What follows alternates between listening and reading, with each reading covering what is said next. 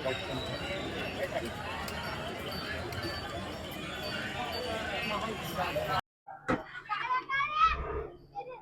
सत्यवादी सोबत वैजनाथ सुरवशे आज तुळजाभवानी मंदिरच्या संस्थांच्या समोर लाक्षणिक उपोषण करणारे अविनाश राजेंद्र पवार यांना या ठिकाणी सदरील लाक्षणिक उपोषणाच्या बाबत त्यांच्या काय मागण्या आहेत या मागण्याच्या संदर्भात या ठिकाणी सत्यवादीच्या वतीने या ठिकाणी आलो असता आपण त्यांच्याकडून जाणून घेऊया की तुळजाभवानी मंदिर संस्थांच्या समोर लाक्षणिक उपोषण करण्याची वेळ त्यांच्यावर का आणि कशामुळे आली, काय म्हणणे सर तुमचं?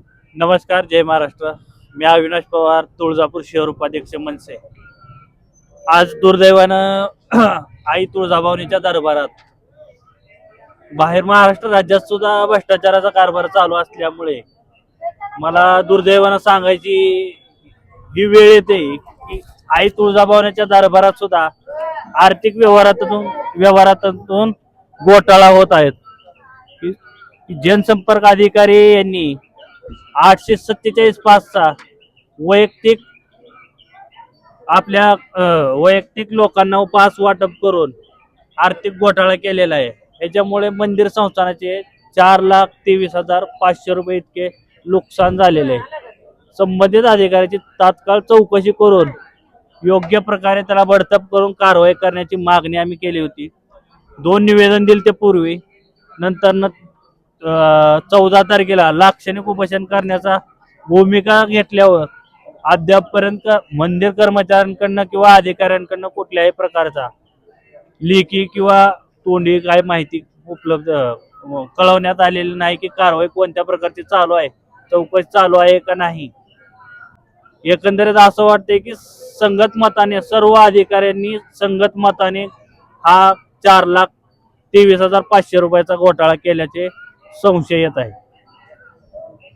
जर या ठिकाणी जर तुम्ही म्हणल्याप्रमाणे 847 पास गुणिले 500 रुपयाचा प्रत्येकी एक पास याप्रमाणे या ठिकाणी 4,23,500 रुपयाचा महाघोटाळा म्हणजे महाच घोटाळा म्हणायला, घोटाळा छोटा असला काय मोठा असला काय परंतु घोटाळाच असतो.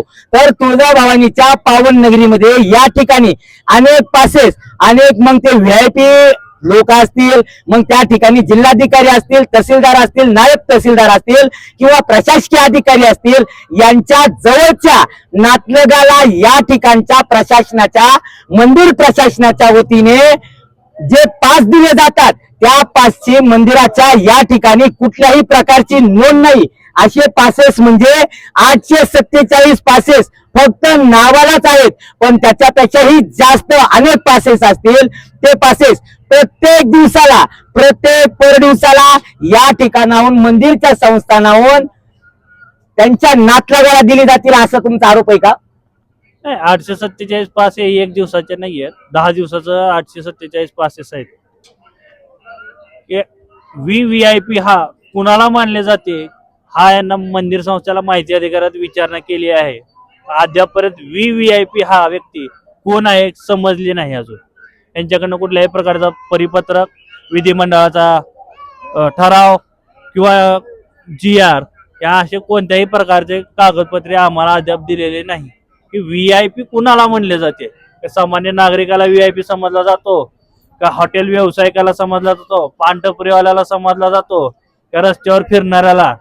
हे मला अद्यापपर्यंत VIP हा शब्दच काय अजून समजलेला नाही या मंदिर संस्थांकडून.